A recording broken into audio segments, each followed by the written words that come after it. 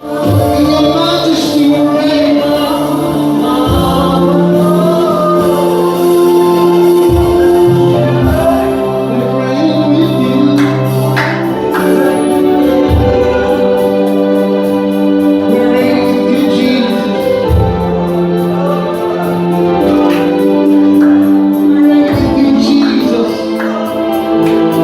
celebrate your reign, Jesus.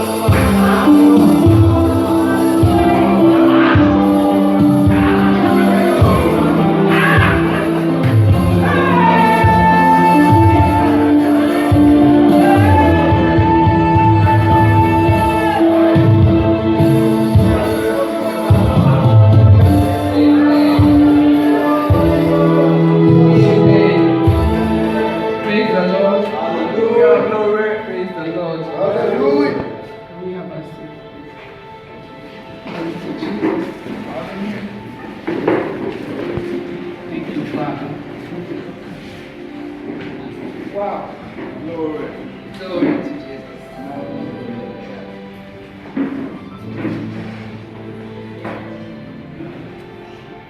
So I say welcome. I welcome you all. But what I really want to say is welcome, captains of the new economy industries. You may not believe it, but I hope you do. I hope you take it. And I really pray that you run with it. In case you don't know, you have no idea what the kind of economy that is going to evolve in the next decade is going to be like. I know for sure that I know one or two people sitting here today that are already on that path. And it doesn't matter where or which industry, or even if you're not in an industry, things are happening that is beyond anybody's understanding. And so I say again, welcome. Don't say I'm a teacher. There is not an economy, it is an economy. What we're going to be having going forward is going to surpass industries. But because that's the word we understand, I use the word industries. You're going to be having economy. We've already had some, but it's not obvious. But when you have ecosystems that are bigger than countries, and it's being manned by its son, then you understand that you have economies in your hands. I say once again, welcome, captains of the new economy. Praise the Lord. Our guest minister is on his way. But before he gets here, as I was praying over there, I heard clearly that we need to understand what this new economy is about. And for some of us, we already know. But just to reiterate and to remind us, I'm going to bring up one of us that the Lord has specifically chosen for this path to explain or to tell us more about it. Because this is not like an ordinary meeting, this is actually a business meeting. Okay, it's going to talk to us about it, remind us of the things that we need to know. But my own word to you this morning is that when I was meditating on this meeting, one thing the Lord told me clearly is that we have two sets of people here. And I want you to listen very well. Because you are going to hear things today that may cause you to run. Two things are important: timing, okay, and humility. They're going to be very, very important in your race. Timing. And when the Lord started dealing with me on timing this week, not the one I've known before, He said to me clearly that there are two types of people. So my prayer for you firstly is to see yourself as the Lord sees you. That's number one. Number two is to know the position that the Lord has placed you. Now, chances are that if you don't know either of those two or those two, you either going to run before or run behind. I'll give you two examples. Miriam and Dathan, that's another, Miriam and Aaron. But Miriam is especially, then Dathan, Koran and Abiram. They saw themselves in a position that the Lord has not put them and got them into trouble.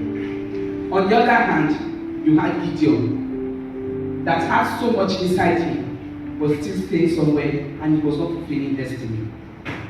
So it's very important for us to know the timing, the times and the season. I'll talk about that more when our guest speaker arrives. But to tell us about the new economy, please give it, I won't say Lagos because it's always in Lagos anyway, a Jesus welcome to our dear pastor, and my pastor by the way, if you don't know, Pastor Jesudamilare.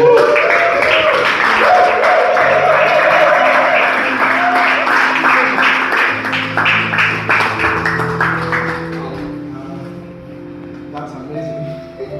Good morning, everybody. Can we just pray? Father, thank you for this privilege that we have given this morning to share together. Our hearts are open to you. We receive wisdom from your Father. Our hearts are open, are really open today. Because we know that Lord can us here in vain, Father. So Lord, speak to us, and we shall be instructed in the name of Jesus. Thank you, Father. In Jesus' name we pray. Okay, so very first thing I want to say is that this meeting is really strategic by God. Very, very, very strategic by God. Before I came from Odunsi, I was telling a few people, I was like, nothing can make me miss this meeting. And then this morning, we stayed over at Shei's place. I was like, I can't come all the way from promotion and then come here 8:01. And I want to be here 8 on the dot, right? Yeah, but we couldn't make it 8:01 anyway. Hallelujah. But I'm going to share a few things that the Lord has been speaking to me over time. And what mommy was saying was very, very explicit. You see, this gathering is so auspicious, it's so strategic in God's heart. Because it is, the very description he gave was what has been just swirling around in my mind. Now, some weeks back, about a week back, I was reading an article by someone. It was a 3-part article. And it was talking about Bola Tinubu. And how that one day, he was about to go to bed. And then he said, a Kuti fellowship. And I was like, for real? Like a singular man who feel like he had come to that place that he represents Lagos. That his thoughts are Lagos thoughts, or his desires are Lagos desires. So he doesn't feel bad if he imposes a candidate on Lagos, because he feels like he's doing the best for Lagos. So it's like, I am Lagos, right? So when he went to Osun State, he said, Osun Olu. That's just a singular man, right? So it came to my heart because the story I was reading was more about how he maneuvered his way to the top. So I read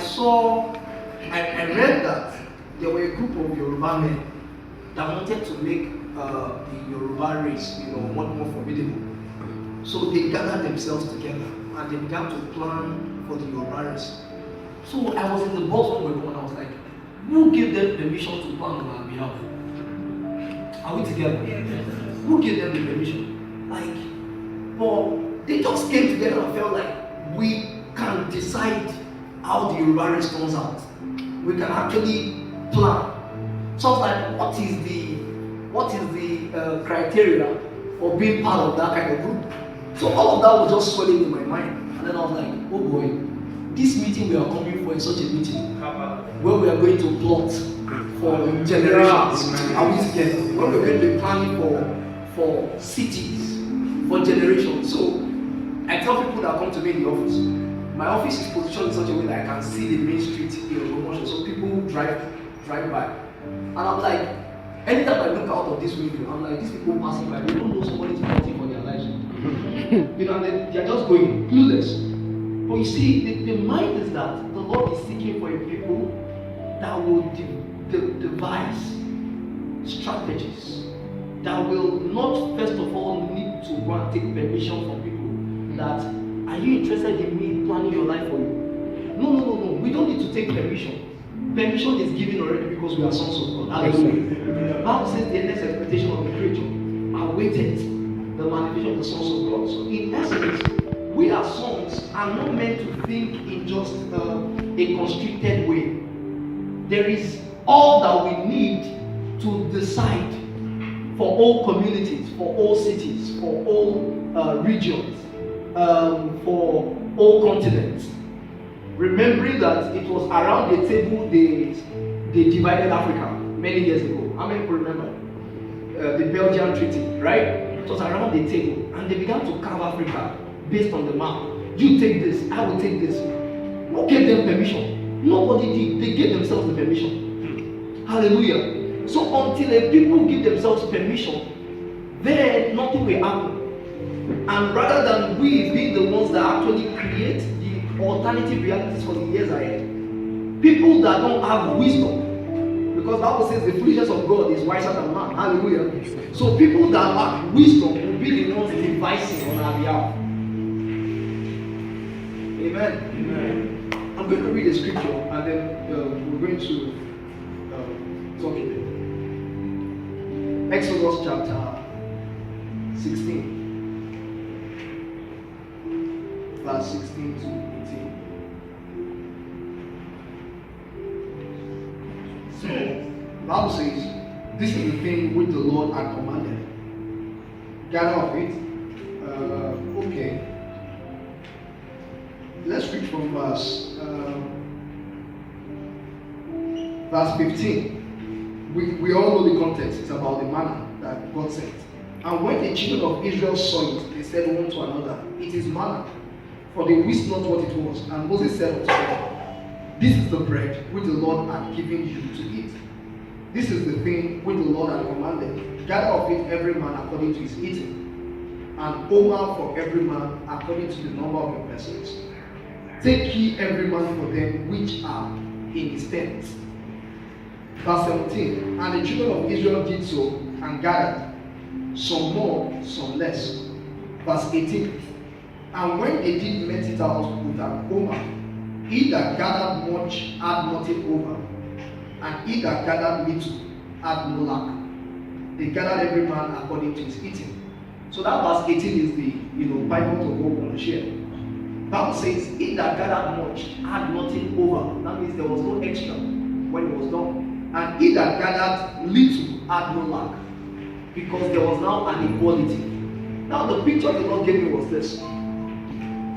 In the case of manna, now let's use manna as a symbol for money. Amen? Amen? Amen. How many people know that money drives a lot of things? Very good. A time will come we won't need money, right? But for now, we need a lot of money. Hallelujah. Now, the interesting thing is, this principle applies to money. It says, he that gathered much had nothing over, and he that gathered little had no lack.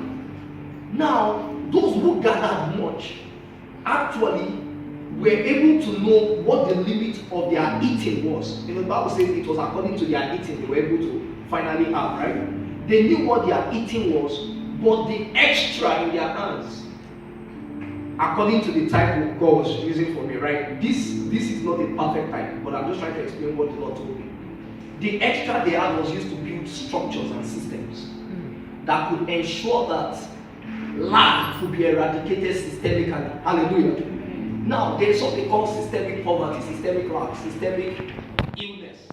Those things are already systems in themselves. You don't just throw anything at them, they won't change. It's like our political system. Hallelujah. We know that the rot has eaten so deep that it's not a year to a general elections that you begin to campaign. Nothing much can really happen. We're talking about the situation in Lagos. How many people actually wanted someone to become governor? Okay, you wanted one. Oh, good. Oh, how many other people? Okay, it was like someone who was just imposed, and then everybody had to agree, right? Yes, sir. Now it happened that even when you did not want to see anything about it, it was in your dreams as well. Yes, sir. Right? It was everywhere. Because there was a lot of money backing up that, right? Sure. There was a lot of money backing it up until you had no choice. Until the character they had painted for him started to seep into your consciousness, and you felt like this guy cannot be bad, right? And he looked so clean with his glasses, with his suit, in case. If you love corporate, you see him in his suit. If you love native, you see him in Abada. He had everything going for him, and they would just embrace him. He had become systemic in his presentation. You could not escape it. That's the same way poverty is all around us. Even in VGC or VI, you will see pockets. Are we together? There will be pockets that remind you that this thing still exists, that it is not gone. Hallelujah. Amen. Now, the challenge for us as believers is that the Lord tells us it is possible to have perfection. Amen. How many people believe that perfection is possible in all aspects. As far as health is concerned, right? As far as nutrition is concerned, right? As far as security is concerned, is it possible? Now, the moment you doubt perfection, you stop searching. We could feel comfortable with 90% and then we are okay with it. We are like, oh, in this world we must have tribulations, amen? In this world we must have trials, in this world you have poor people, and all of those things. But you see, the reason why we think like that is because we do not know that the age to come must have a running demo right now. There is no vacuum spiritually. So whatever the Lord will introduce would have been running already. It would have been on ground. That was why before grace came, people like David have been running the OS of grace. And for them, it was a perfect expression of it. Hallelujah. Moses gave the law, but he was not living by the law. He was already operating by the OS of grace. So it is for those who can see the future that God intends and believe that it is possible to bring it into now, that will become those captains that Mom is talking about. They will become the creators, the forgers of the new realities. They will become the ones that people could call mad or crazy. Hallelujah. Now, I was reading about Steve Jobs recently. And you know, they did a campaign, I think in the early 90s. It says, this is to the crazy ones. Yes. Now, that campaign was because Apple had been considered too crazy about their finicky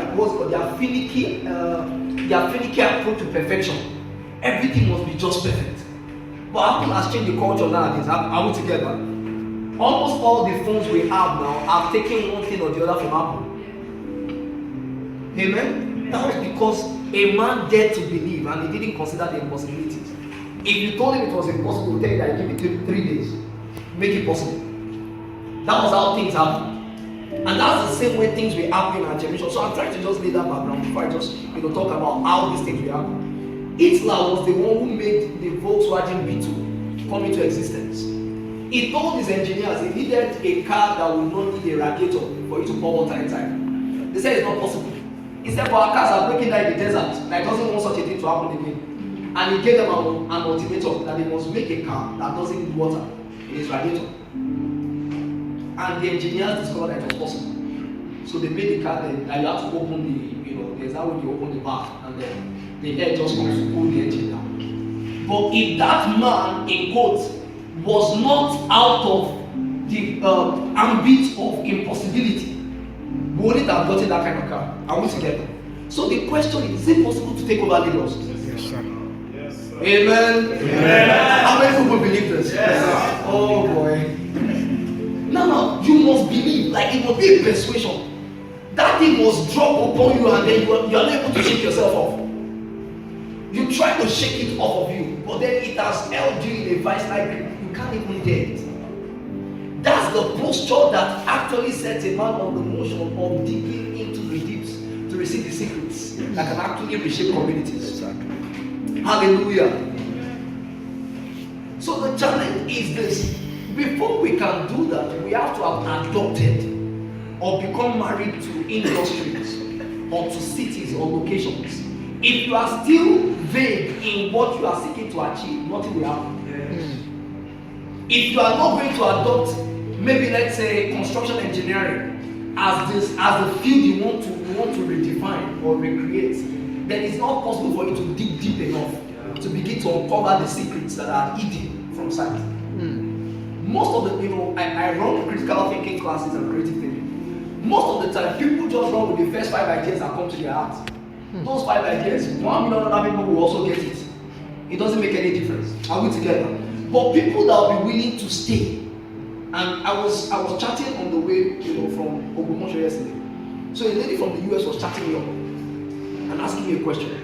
And I said, I've actually been thinking so much along this line. So I shared with her some notes I put down. And I said, wow, this is the entirety of the course we have been taking in school. And I was wondering that, so in my own sitting down to just take down my thoughts, I have captured the essence of a whole course in a US university.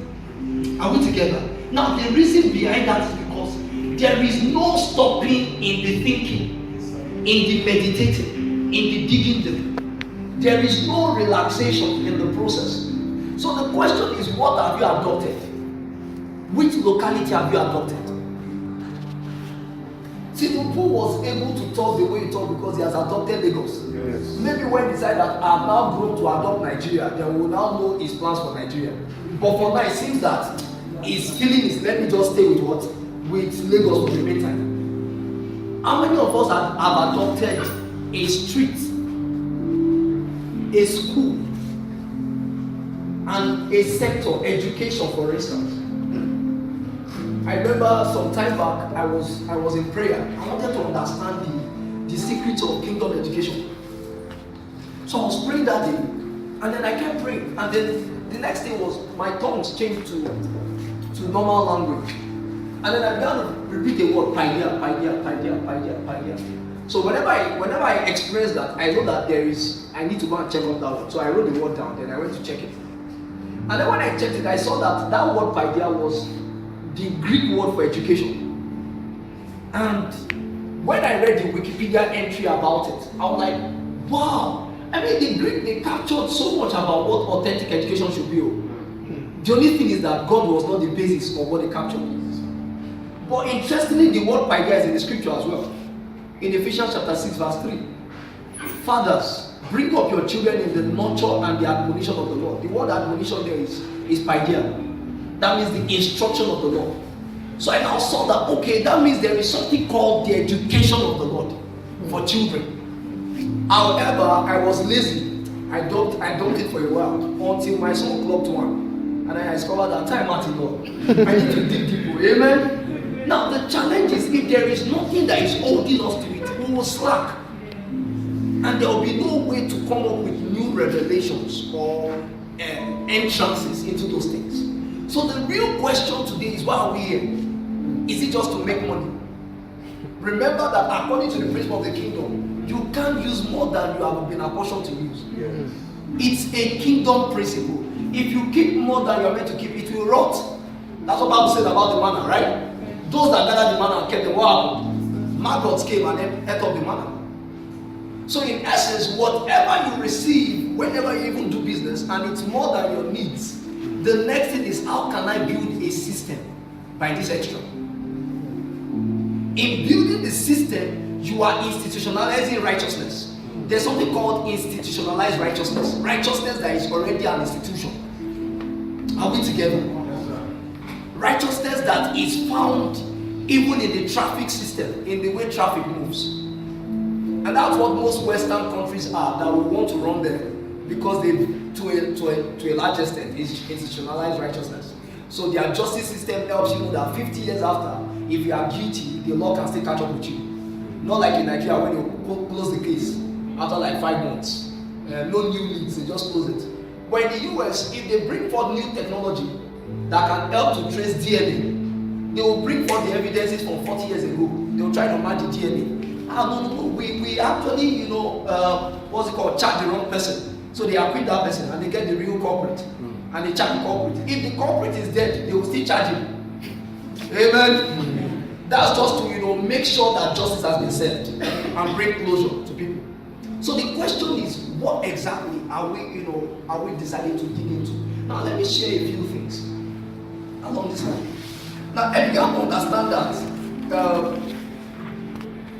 the kingdom of God, first of all, this might sound kind of different from popular perspectives, and that's the matter of the 7 mountains of culture, or 7 mountains. The thought that, can we open our Bibles to Obadiah chapter 1? Obadiah has just one chapter. Let's just look at it.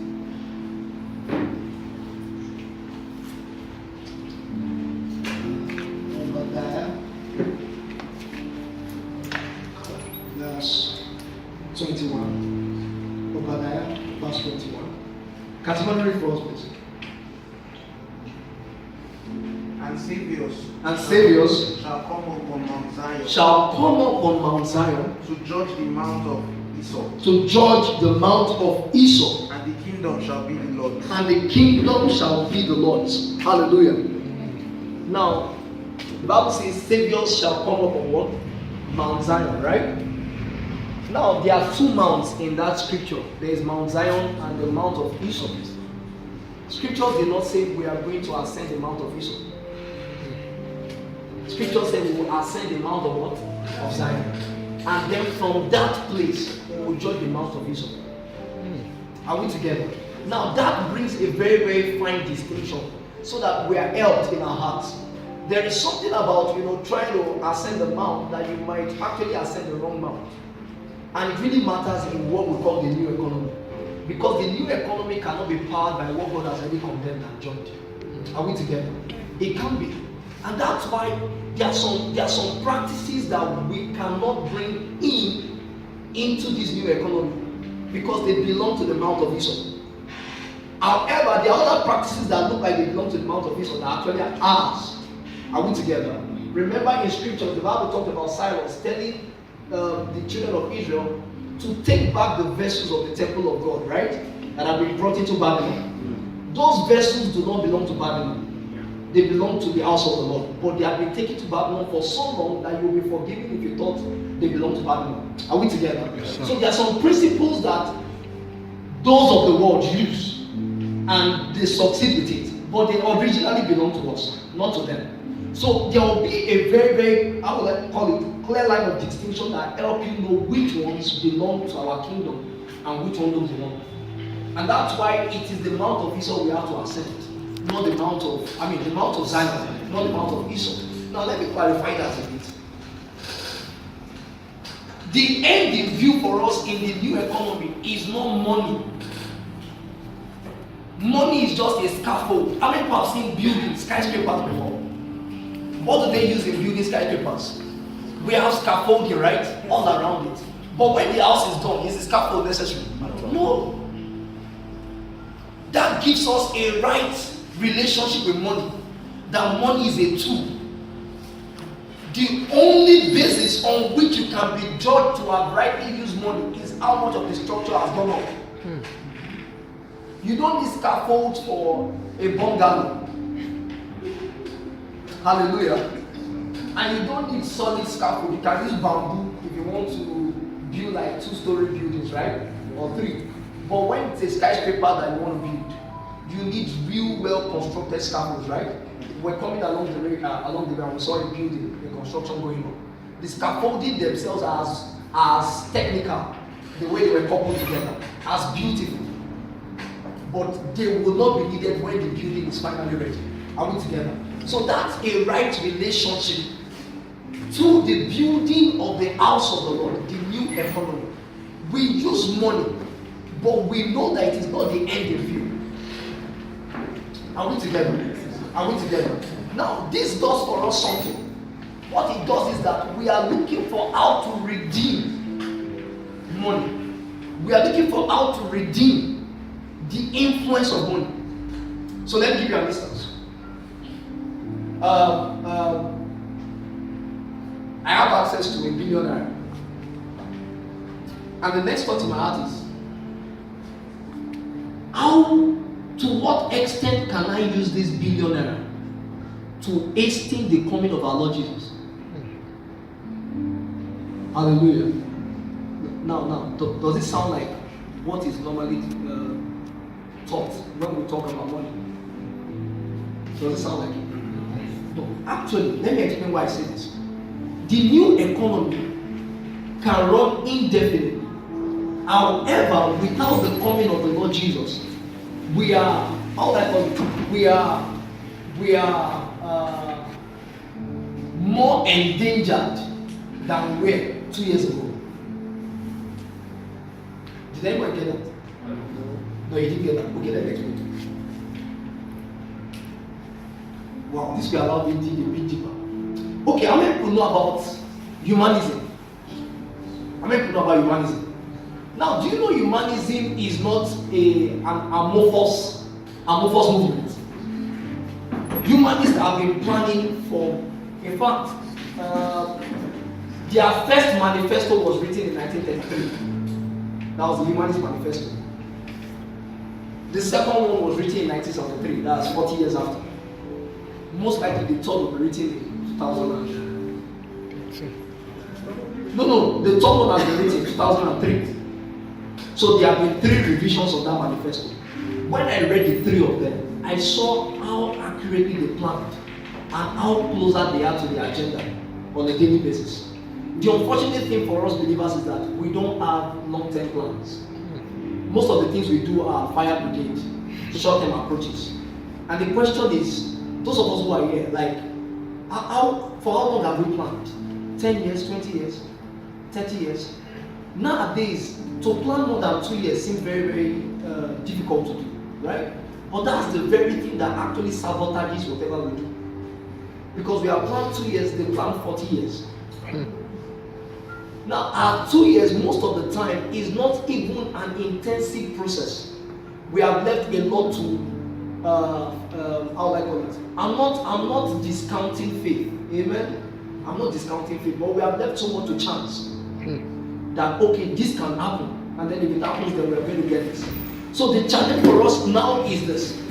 If we cannot come together, or if we cannot enter into that mode where we're able to plan ahead, then the fastest solution is for the Lord Jesus to come. Amen?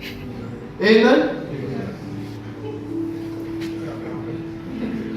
Are we together? Do we agree? Yes. Do we agree? In essence, if we would not be caught by surprise like our fathers in the 1970s during the SU movement, the SU movement became what it is today because of that sense of Jesus will come tomorrow. So nobody was planning long term. Everybody was just like, if we sleep, most likely before tomorrow, it will have come, right? And they'll say, we'll meet in heaven. Hallelujah. Now, what that does is that it leaves the future to chance. And the moment the future is left to chance on our part, those who have planned for it will be the ones to rule it. So some people are already planning for 2030, 2050 in Nigeria, politically. So they are already grooming their children to take over from them. Are we together? Now the challenge is, how many of us will be ready to take time with God for 10 years, 20 years, 100 years perhaps? Now the moment we begin to think like that, then we discover that there are limits to the knowledge we have right now. That the universities cannot supply the knowledge. It is then we now begin to take very serious the issues around pressing into God from prophetic side. It is then we will begin to understand that interacting with the heavenly things is not a luxury. It is a must. It's a necessity. It's then that we will discover that so many of the things we talk about the supernatural are not actually meant to be spooky. They are so practical. Many years ago, if people had said you could, wirelessly send songs from phone to phone, they will say that's voodoo, right? Because nobody will conceive it. How can you send a song? No, maybe not a song. Let's use a picture. How will the pixels be gathered back together? It would have seemed so odd. Are we together? But some people were thinking about those things long time ago. So the question is, whatever we shape the future must not and cannot look like the present. Amen? Amen. If you want to rethink transportation in Lagos, then obviously you can't be thinking buses. So people might still be thinking of building more roads. That cannot be the future of transportation. So in essence, to actually touch the future, you will go into realms that will make people call you mad. People like, why are you thinking this way? This is absurd, it's spooky. But that's the only way you can be in the future. Hallelujah. Exactly. So for us to actually shape this new economy, it calls for us to be open to the Spirit beyond limits. It calls for expansion, and that's why I'm so glad that it's Prophet Babs that is coming. Amen. Amen. Amen. Me, I'll come here with a tank. Amen. I'm carrying a tank full back to my house. We need some things to be positioned for the future. Everybody is, what like the economy is pushing for us to go cashless, right? And some people are still wanting to hold cash. Hallelujah. Very soon, the world as we know it will be so changed. But the reason why it will be changed is because of some groups in Stanford, MIT, Silicon Valley. But then I believe that doesn't have to happen. That looks like the only way it can happen right now. But that doesn't have to happen. Meetings like this can be the determinant of the future. How is it possible for every child to have quality education? First of all, you think of the fact that not all parents can afford quality education. Some parents are not even able to afford how to eat, right? Then you are talking quality education. Now, you don't stop at that. We don't stop at that means it's impossible. Okay, let's shoot for 70%. But it's actually possible to get 100% of children taught and well instructed. But you take people that have adopted that sector to themselves and said, I will deliver this. That's why the scripture says, saviors shall arise. Are we together? They are called saviors. The Bible says, even though he was a son, yet he learned obedience by the things that he suffered. And being made perfect, he became the author of eternal salvation. Are we together? In essence, there is a call for men to become authors of diverse kinds of salvations. And those people will have to go through trajectories that will be very painful. Because you don't strike some things on the surface, you dig into the rock. So Yoruba says, how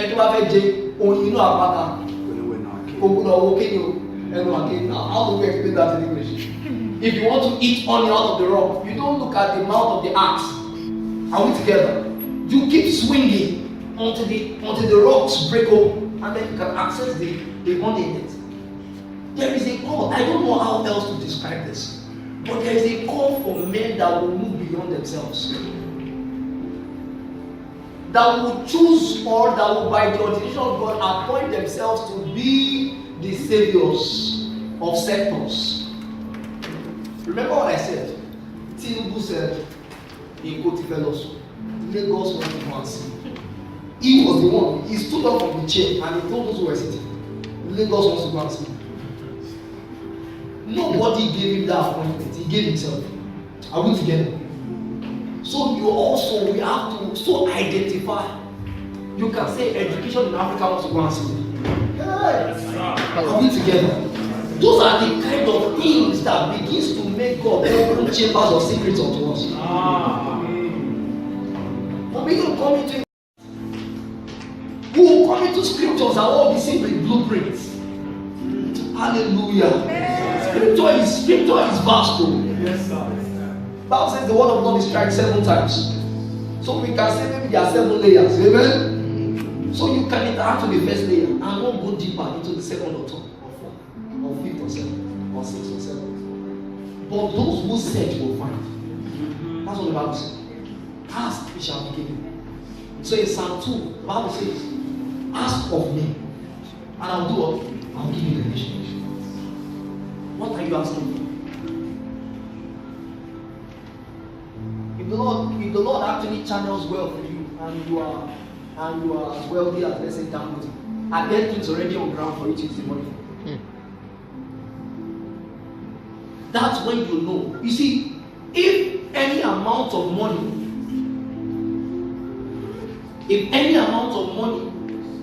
makes your heart feel like, hey, then that means what God has given you is not big enough. Because you have to come to a point that even all the money in the world will not be able to affect it if you have to push beyond money. Are we together? Yeah. So we will stop at that scripture. Psalms. Ask for God. What do you want to ask from the Lord? What industry do you want to receive from the Lord?